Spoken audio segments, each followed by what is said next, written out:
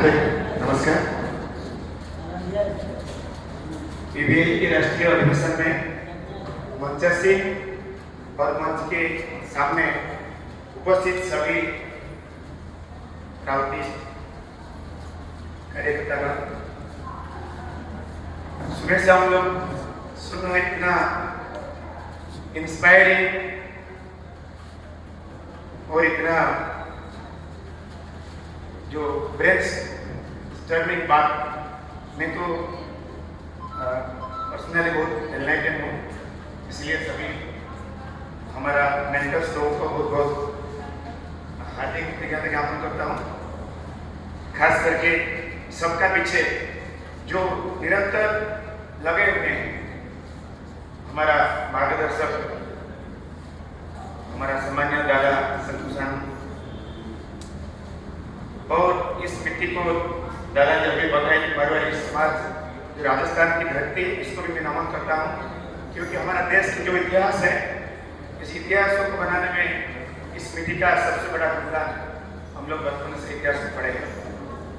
तो यहाँ पर हमारा राष्ट्रीय अधिवेशन हो रहा है। मैं भाई कोई बड़ा वक्ता नहीं हूँ, तो कुछ सत्य बात, कुछ जो कठिन है लेकिन वास्तव सत्य बात है जो मैं रखना चाहता हूँ। और उससे पहले मैं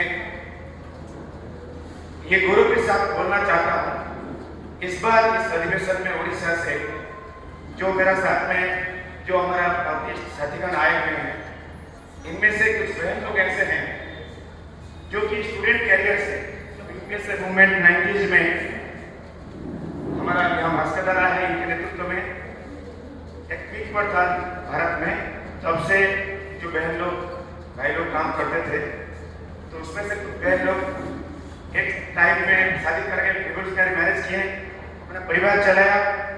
तो अभी उनको महसूस हो रहा है समय का जो टाइम का मांग है, वो समझ रहे हैं नहीं, हमें अभी ये जो एक्सपीरियंस हम लोग कहते हैं उसको अभी समाज चलाने में लगाना है। इसलिए उड़ीसा में कैसे हम लोग प्राउड एस्टेब्लिश करना है, पीबीआई को पावर में लाना है, इसके लिए इनके जो संकल्प 2 महीने पहले से मेरे को 10 लाख वोट किए हैं, इस बार हम लोग जाना चाहते हैं, तो टिकट हमारा बन गया कि नहीं। तो मैं थोड़ा इन लोगों को थोड़ा इंट्रोड्यूस करना चाहता हूँ कि जो दीदी लोग हैं थोड़ा खड़ा हो जाए। परीक्षा का जो दीदी लोग आप देख लीजिए, अनुसया दीदी है, जितने स्नेह दीदी है, स्नेह भी थोड़ा सा दीदी लोग जो है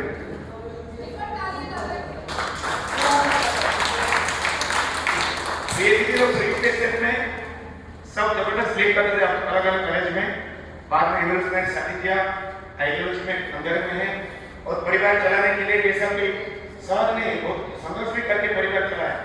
और अभी जो बात हम कोशिश कर रहे हैं, अभी हम लोग को अपना समाज में नेतृत्व देना है, पीबीआई को एस्टेब्लिश करना है। 2019 हमारा इलेक्शन है, तो उसमें क्योंकि ऑलरेडी 33% दीदी लोगों के लिए रिजर्वेशन है, सीट 147 सीट है उड़ीसा में, एमएलए का 21 एमपी 6।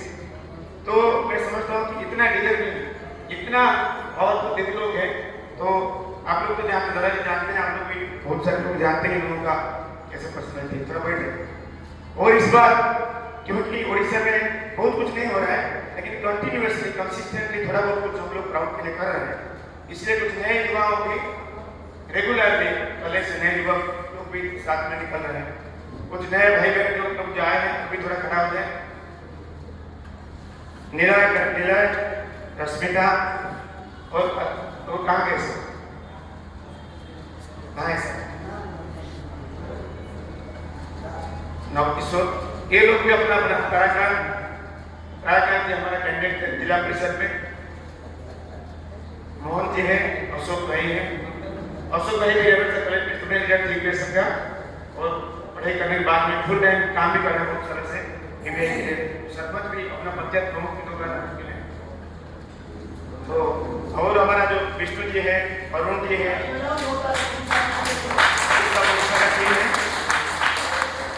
और यहाँ है आदित्य वगैरह सब है, आदित्य। हाँ, और सीनियर में बुजुर्ग लोगों में हमारा रिटायर्ड प्रिंसिपल, शुरू से हमारा चेयरमैन उड़ीसा पीबीआई का, और शिक्षा मंडल है। तो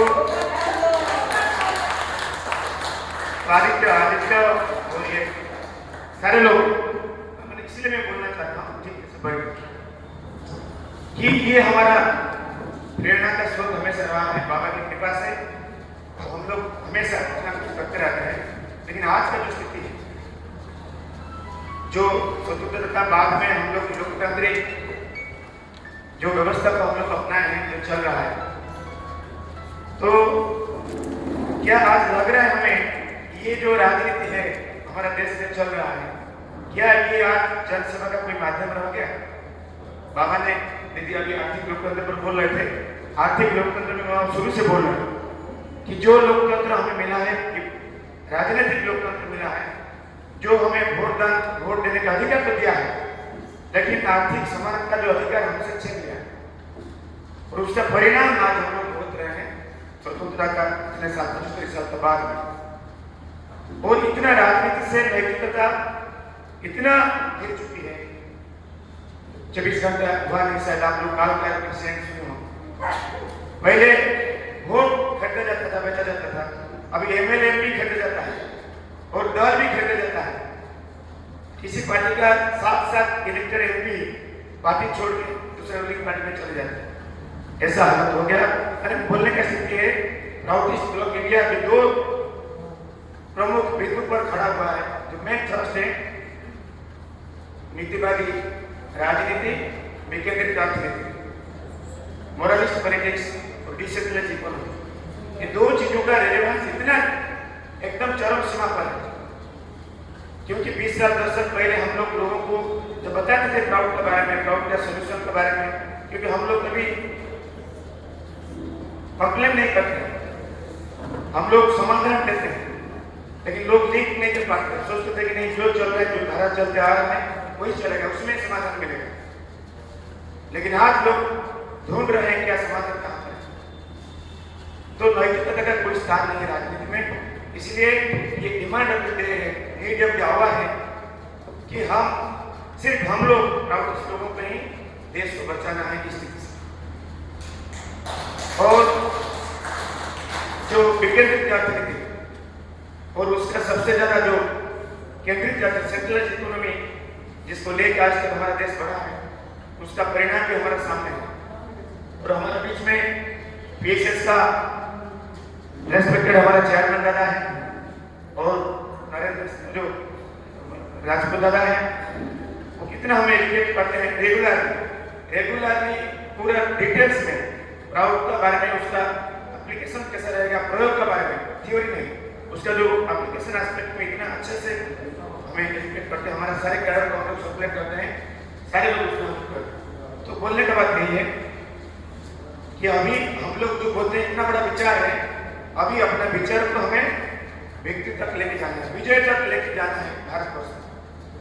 और प्रैक्टिकली तौर पे देखना चाहते हैं, अगर हम लोग भारत में सही में चाहते हैं पीपीआई को पावर में देखना, 2029 में इलेक्शन है, हम लोग हो सकते हैं पावर में नहीं आ पाएंगे, लेकिन कम से कम एक राजनीतिक शक्ति, वाइब्रेंट पॉलिटिकल फोर्स के साथ नाते हम लोग एमर्ज कर सकते हैं।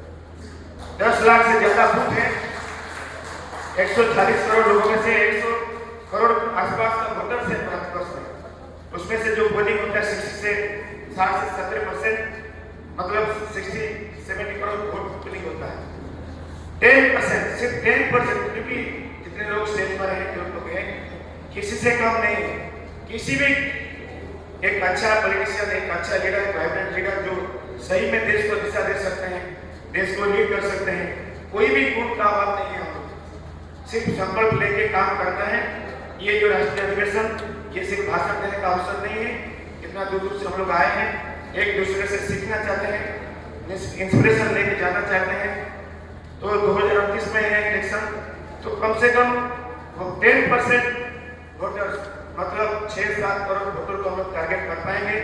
हमारा जो सोल्यूशन है, चाहे बेरोजगार को लेके हो, चाहे पर्यावरण को लेके हो, आर्थिक प्रजातंत्र को लेके हो, और विकेंद्रित अर्थनीति का जो पूरा प्रयोग, जो एप्लीकेशन समाज है, समाज बाबा ऐसे नहीं किए।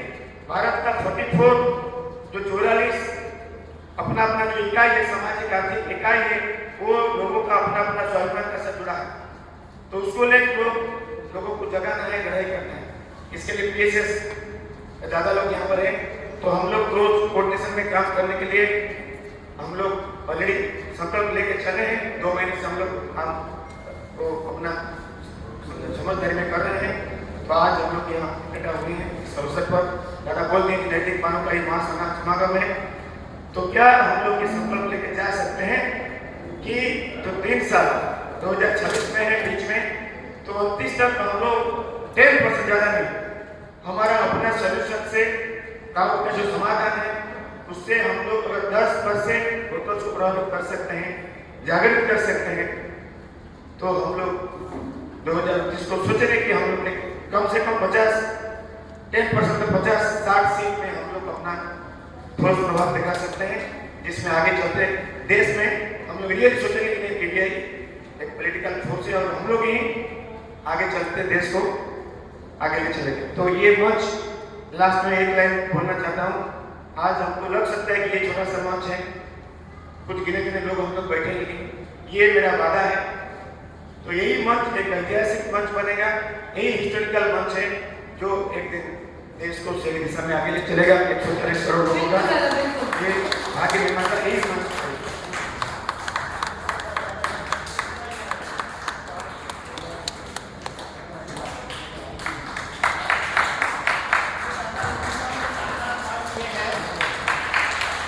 तो उड़ीसा ने शानदार काम किया है, तालियां है। और मैंने